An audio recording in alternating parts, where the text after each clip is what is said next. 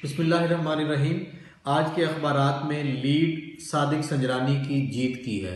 Sadiq Sanjrani senate के chairman का election जीते हैं। सैयद यूसुफ रजा गिलानी जो पीडीएम के उम्मीदवार थे वो हारे हैं।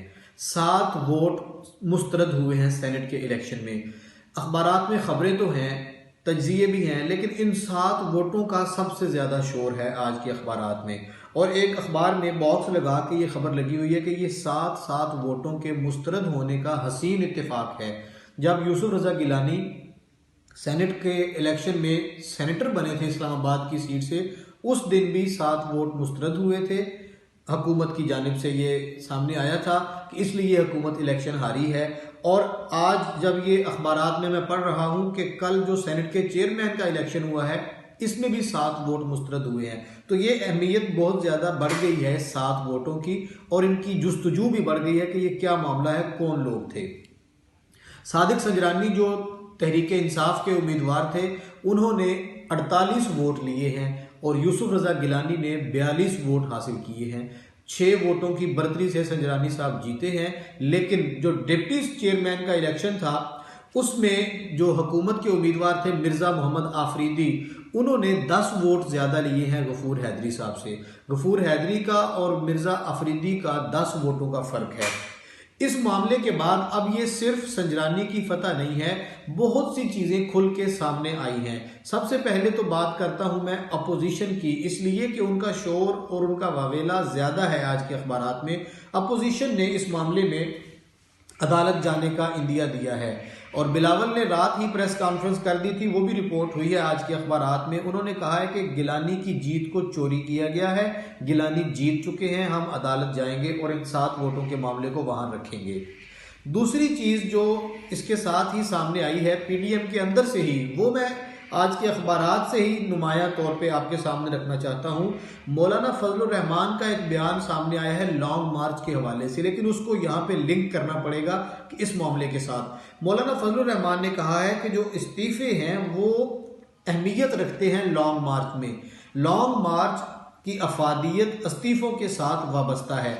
ये आज के एक अखबार में बॉक्स के साथ खबर लगी हुई है मौलाना फजलुर रहमान की। और साथ ही जो डिप्टी चेयरमैन का इलेक्शन हारे हैं मौलाना फजलुर रहमान की जमात के अहम रहनुमा और पीडीएम के अहम रहनुमा अब्दुल गफूर हैदरी, उनका बयान भी काफ़ी मैटर करता है, वो भी आज के अखबार में है। उन्होंने कहा है कि चेयरमैन सेनेट का इंतखाब जो कल हुआ है इसमें पीटीआई ने तो जश्न मनाया है, लेकिन पीडीएम को भी अपने गिरेबान में झांकना चाहिए।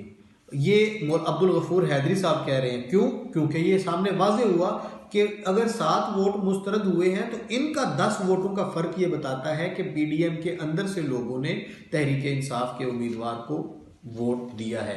ये तो थी सेनेट इलेक्शन की बात। इस इलेक्शन का कल जब इनेकाद हुआ 3 बजे पोलिंग शुरू हुई, उससे पहले कल सुबह एक वाकया हुआ था।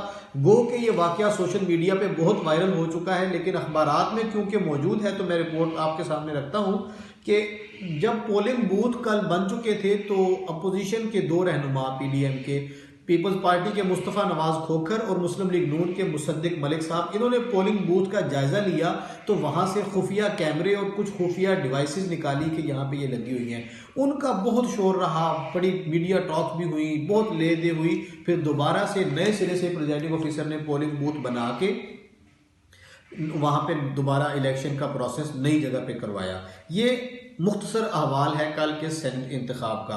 अब कुछ और खबरों की तरफ आते हैं। कोरोना की खबर काफ़ी दिनों से ये आ रही है खबरें कि बहुत शिद्दत आती जा रही है। हुकूमत ने 1-2 दिन कबल तालीमी इदारों और अवामी इज्तिमात के हवाले से फैसले बड़े किए थे। आज तफसीली फैसले बहुत बड़े सामने आए हैं और ये कहा जा सकता है कि जिन अजला में ये पाबंदियाँ लगाई गई हैं या जहाँ पे ये केसेस ज़्यादा आए हैं, पंजाब गवर्नमेंट ने दोबारा से लॉकडाउन लगा दिया है। और ये लॉकडाउन की तफसील क्या है ये भी आज के अखबारात में मौजूद है। तकरीबन लाहौर के अलावा जेहलम, गुजरात, और गुजरांवाला, सियालकोट ये अजला शामिल हैं। मार्केटें जो हैं ये 6 बजे बंद होंगी। ये पुराना जब पिछले साल इन्हीं दिनों में लॉकडाउन लगा था उसी नौयत का दोबारा से लगा दिया गया है। मैरिज हॉल्स, मार्केट में शादियां करने पर 2 हफ्ते की पाबंदी है। मज़ारात और सिनेमा हॉल, अवामी इज्तिमात, तमाम चीज़ें 15 रोज़ के लिए बंद कर दिए गए हैं। दफातर में 50% हाजिरी, यानी जो स्टाफ होगा उसका आधा स्टाफ आएगा और आधा घर से काम करेगा। इसी तरह जो मार्केट्स हैं, बाजार हैं, ये 6 बजे बंद करने के अहकामात आए हैं। और साथ ही साथ ये भी है कि हफ्ता और इतवार को मुकम्मल तौर पे मार्केटें बंद रहेंगी। खेलों की सरगर्मियां, जश्न बहारा और हर तरह के इज्तिमात बंद हैं। रेस्टोरेंट्स पर सिर्फ टेक अवे की इजाज़त होगी। दूध दही की दुकानें, मेडिकल स्टोर और खाने पीने की यानी तंदूर वगैरह ये 24 घंटे खुले रहेंगे। बाकी मार्केटें 6 बजे बंद होंगी। और इसके अलावा जी कोरोना के अलावा भी कुछ खबरें आज हैं, वो भी मैं आपसे शेयर करता हूँ। वज़ीर आज़म कल सोहावा में गए, जहाँ पे उन्होंने अल कादिर यूनिवर्सिटी में शजरकारी मुहिम का आगाज़ किया। ये फवाद चौधरी जो वफाकी वज़ीर हैं IT के, उनका हल्का है जेहलम के करीब। वहाँ पे वज़ीर आज़म पहले भी जा चुके हैं, दोबारा से कल वज़ीर आज़म वहाँ गए हैं और उन्होंने वहाँ पे शजरकारी मुहिम में इसका आगाज़ किया और कुछ गुफ्तगू भी की। गुफ्तगू ज़ाहिर है उनकी सेनेट इलेक्शन के मुतल्लिक थी। बड़ा बयान वज़ीर आज़म का। उन्होंने कहा कि सेनेट के इंतखाबात में बकरों की तरह अरकान की खरीदो फरोख्त हुई है, बकरा मंडी का माहौल था। और अफसोस ये है कि उस पर हमारे निज़ाम इंसाफ ने भी कोई एक्शन नहीं लिया।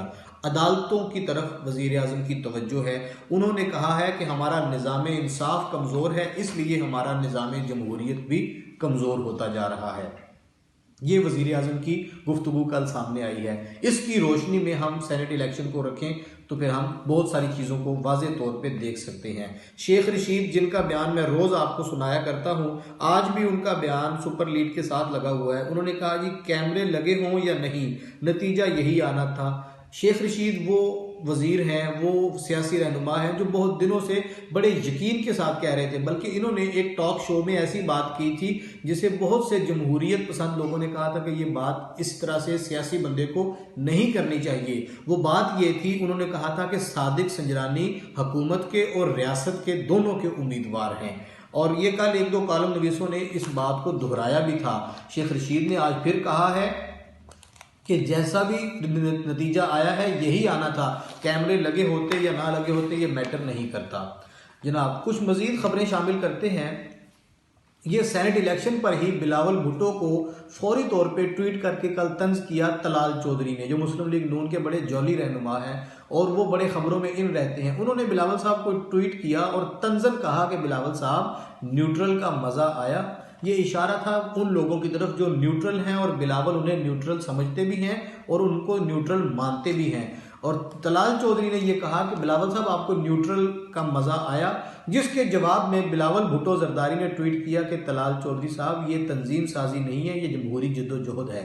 ये बड़ा एक दिलचस्प ट्वीट था जो आज अखबारात में भी रिपोर्ट हुआ है। और मुस्लिम लीग के जो तलाल चौधरी हैं ये इस तरह की बातों से अक्सर खबरों में इन रहते हैं। अब इसी दिलचस्पी के साथ ही मैं एक और आपको बात बताता हूं कि मुस्लिम लीग के अलावा जो जमीयत उलमाए इस्लाम है, ये जमात मौलाना फजलुर रहमान की, उसके एक रहनुमा है हाफिज हुसैन अहमद, जो नाराज में आजकल नाराज अरकान में शामिल हैं और इन्होंने अलग धड़ा बनाया हुआ है मौलाना फजलुर रहमान से। इन्होंने तबसरा किया है कल के इलेक्शन पर, PDM पर। उन्होंने कहा कि ना खुदा मिला ना विसाले सनम। ये उन्होंने गफूर हैदरी की शिकस्त पर तबसरा किया है, वो भी आज के अखबारात में रिपोर्ट हुआ है। महंगाई की खबर जी हम हर हफ्ते के दिन थोड़ा बहुत जायजा जो अखबारात में होता है वो आपके सामने मैं रखता हूँ। महंगाई में 1% कमी हुई है। मैं दोबारा दोहरा रहा हूँ कि महंगाई में 1% कमी हुई है। कुछ चीज़ें अंडे, आलू, चीनी, दूध, दही और आटा महंगा हुआ है, लेकिन ओवरऑल जो चीज़ें हैं महंगाई में थोड़ी बहुत कमी होते हुए 1% की कमी सामने आई है।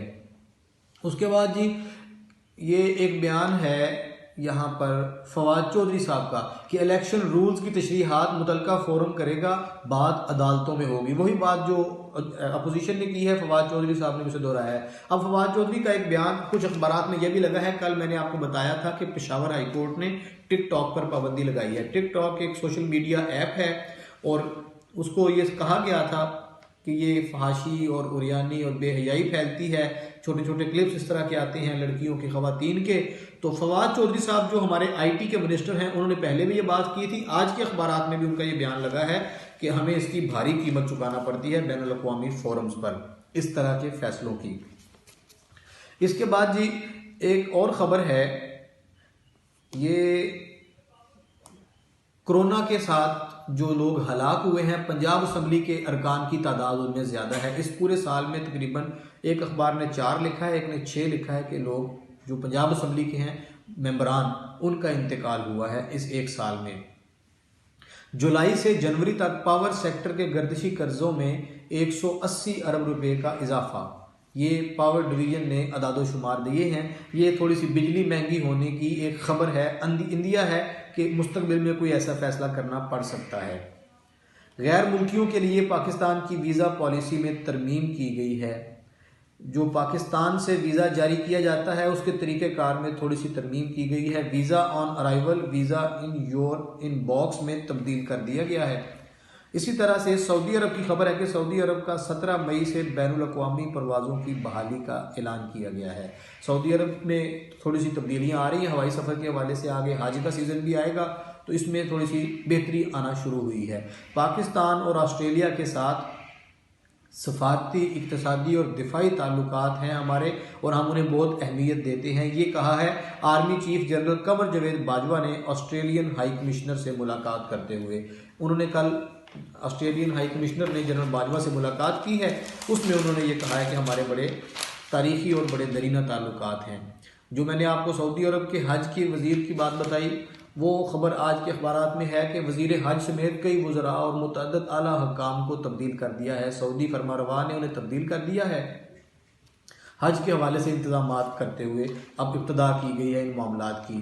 एक हमारे पंजाब के लिए ख़ास तौर पे ख़बर है जी, पतंगबाजी और पतंग साजी, ये हमारे पंजाब में ज़्यादा है और इसका नुकसान भी होता है। बहुत तवील अरसा हो गया इस पर पाबंदी है, आए रोज़ इससे अमवात भी होती हैं। अब इसमें पंजाब की सूबाई काबीना को समरी एक भिजवाई गई है वजारत कानून की तरफ से, जिसमें यह कहा गया है कि पतंगबाजी और पतंग साजी के लिए जुर्माने और सज़ाएं सख्त कर दी जाएं। कहा यह जा रहा है कि 1 साल कैद और 1 लाख रुपए तक जुर्माने की सज़ा रखी जाएगी, और पतंग साजी पर भी और पतंगबाजी पर भी मुख्तलिफ सज़ाएँ होंगी। 1 साल कैद और 1 लाख जुर्माना, या 3 साल कैद और 20 लाख जुर्माने की सज़ा। अब देखिए ये समरी कैसे अप्रूव होती है कैबिनेट से और फिर असम्बली में आके कानून कैसे बनता है। ये कुछ खबरें हैं आज जो मैंने आपसे शेयर की हैं, सेनेट इलेक्शन से लेके हमारे छोटे मोटे मामला तक।